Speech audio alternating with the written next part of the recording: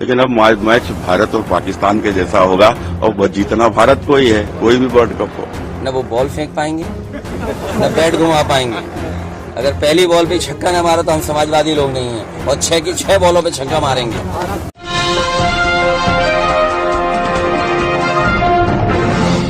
साथियों नमस्कार, मैं हूं नीरज पटेल और आप देख रहे हैं नेशनल जनमत।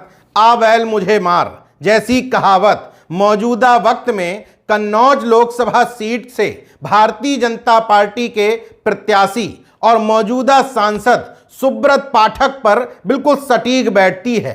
अपनी बदमिजाजी और बड़बोलेपन के लिए बदनाम सुब्रत पाठक बार बार इस बात पर चोट कर रहे थे कि अखिलेश यादव के अलावा उस खानदान का कोई भी सदस्य लड़ेगा तो उसकी जमानत जब्त हो जाएगी। बड़े ही घमंड के साथ आह्वान कर रहे थे कि अखिलेश यादव यहां पर आकर चुनाव लड़ें, तब मुकाबला बराबरी का होगा। मेरी अखिलेश जी को एक नेक सलाह है। मैं उनको लगातार पिछले कई दिनों से मैंने उनको सलाह दिया है कि अखिलेश जी आपके सिवाय कोई कन्नौज से लड़ने की स्थिति में नहीं है समाजवादी पार्टी में।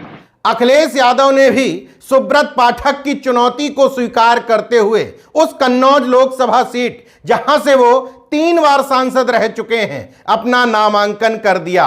कन्नौज के कुछ स्थानीय पत्रकारों और स्थानीय समीकरणों के आधार पर नेशनल जनमत पूरी जिम्मेदारी के साथ कह सकता है कि सुब्रत पाठक ने बहुत बड़ा बवाल मोल ले लिया है। शायद इसी वजह से ऊपर से वो दिखाने की कोशिश कर रहे हैं कि मुकाबला तगड़ा होगा, लेकिन अंदर से सुब्रत पाठक हिले हुए हैं। वजह स्पष्ट है कि सुब्रत पाठक को जो बीजेपी का मूल वोट बैंक मिलना चाहिए था, जो परंपरागत वोटर होते हैं, वो भी नहीं मिल पाएंगे। वजह क्या है आगे स्पष्ट करूंगा, लेकिन बयानों से स्पष्ट हो जाता है कि सुब्रत पाठक के पास हिंदू मुस्लिम भारत पाकिस्तान के अलावा और कोई एजेंडा नहीं रह जाता।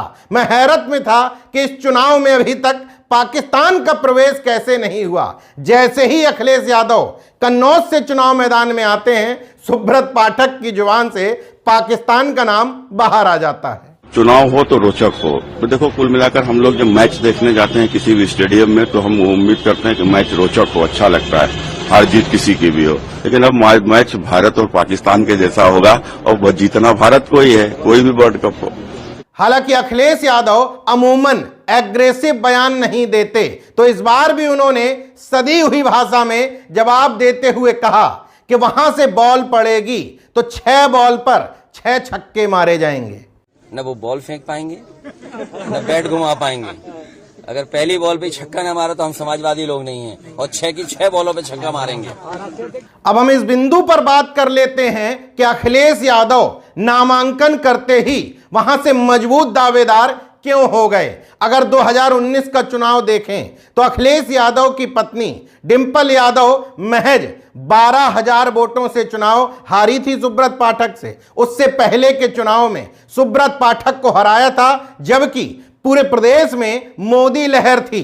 इस बात को कन्नौज के समीकरण और मजबूत बनाते हैं। कन्नौज में तकरीबन 2.5 लाख मुस्लिम और उतने ही यादव मतदाता माने जाते हैं। 2.5 लाख के करीब दलित मतदाता भी हैं और अन्य पिछड़े वर्ग के जो मतदाता हैं उनको सुब्रत पाठक पहले से नाराज करके बैठे हैं। इन जातिगत समीकरणों के इतर उस वजह को समझिए जिस आधार पर नेशनल जनमत ने कहा कि सुब्रत पाठक को वो वोट बैंक भी नहीं मिल पाएगा जो अमूमन पिछड़े और दलित समाज के लोग बीजेपी में चले जाते हैं। उसकी वजह है सुब्रत पाठक का बदमिजाज, बदतमीज और बेअदबी वाला रवैया। सबसे पहले बात शुरू करते हैं ताजा तरीन घटना की। सबको याद होगा अवंतीबाई लोधी की प्रतिमा एक चौराहे से हटा दी गई थी। लोधी समाज में बीजेपी के प्रति रोष उत्पन्न हुआ था, समाज सड़क पर आ गया था। समाज को समझाने की बजाय सुब्रत पाठक ने बयान दिया था सार्वजनिक तौर पर कि मुझे लोधी समाज का वोट मिला थोड़ी है, मैंने लोधी समाज का वोट खरीद लिया है। पहले सब लोग कान खोल के वोट खरीदे हैं महाराज। पहले सब लोग कान खोल के वोट खरीदे हैं महाराज। अब बीजेपी के इस मनवड़ कैंडिडेट को लोधी समाज कितना वोट देगा यह आप आसानी से समझ सकते हैं। अब दूसरे नंबर पर चर्चा करते हैं बीजेपी के ही एक नेता सतीश पाल की। पूर्व राज्य मंत्री भी रहे हैं। सतीश पाल को धमकाते हुए सुब्रत पाठक का ऑडियो वायरल हुआ था। वजह महज इतनी थी कि सतीश पाल भी टिकट पाने की होड़ में थे और सक्रिय होकर के रथ यात्रा निकाल रहे थे। सुब्रत पाठक को बात नागवार गुजरी और एक ऑडियो वायरल होता है जिसमें सतीश पाल को साफ शब्दों में धमकाते हुए सुने गए थे। फायदा नहीं हमारा, अगर मान लीजिए आप काम कर रहे तो ठीक नहीं कहा।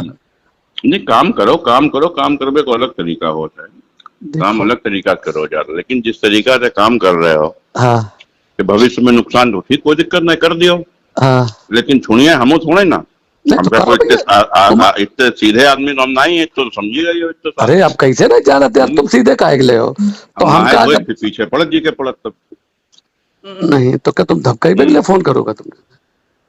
न तुम्हें धमकी लग रहे हो तो यही समझ लो। सुब्रत पाठक की बदमिजाजी का तीसरा बड़ा उदाहरण पुलिस चौकी में घुस करके चौकी इंचार्ज की वर्दी फाड़ देना, पुलिस कर्मियों के साथ मारपीट करना।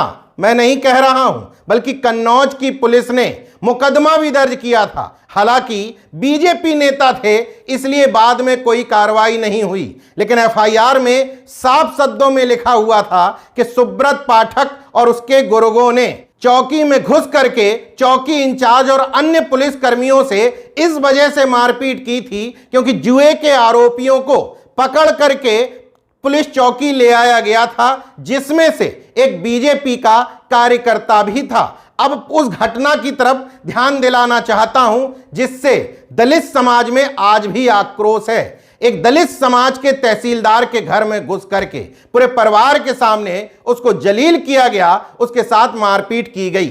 इस मामले में भी तूल पकड़ा था, लेकिन सत्ता के घमंड और रुआब के आगे यह मामला भी कहीं नहीं ठहरा, लेकिन मतदाता के दिलों में आज भी ठहरा है। हालांकि सुब्रत पाठक के मनवड़ और बदमिजाज होने के उदाहरण कन्नौज की लोगों की जबान पर चढ़े हैं, लेकिन ये कुछ एक उदाहरण बताते हैं कि सुब्रत पाठक के अलावा कोई बीजेपी का अन्य कैंडिडेट होता तो वो थोड़ा बहुत लड़ भी सकता था। मगर एक बात स्पष्ट है कि सुब्रत पाठक ने इन 5 सालों में कन्नौज को कुछ दिया हो या ना दिया हो, जबरदस्त और भरपूर जातिवाद जरूर दिया है। इसलिए अखिलेश यादव सुब्रत पाठक के सामने बहुत मजबूत कैंडिडेट के तौर पर सामने आते हैं। हालांकि नेशनल जनमत ने स्थानीय लोगों और पत्रकारों से बातचीत के आधार पर जो अपना विश्लेषण जुटाया है, वो विश्लेषण साफ शब्दों में कहता है कि सुब्रत पाठक अपने बड़बोलेपन के कारण खुद ही अपने जाल में उलझ गए हैं। देखते रहे नेशनल जनमत, जागरूक और सजग बने रहिए। जय विज्ञान, जय संविधान, जय लोकतंत्र। धन्यवाद।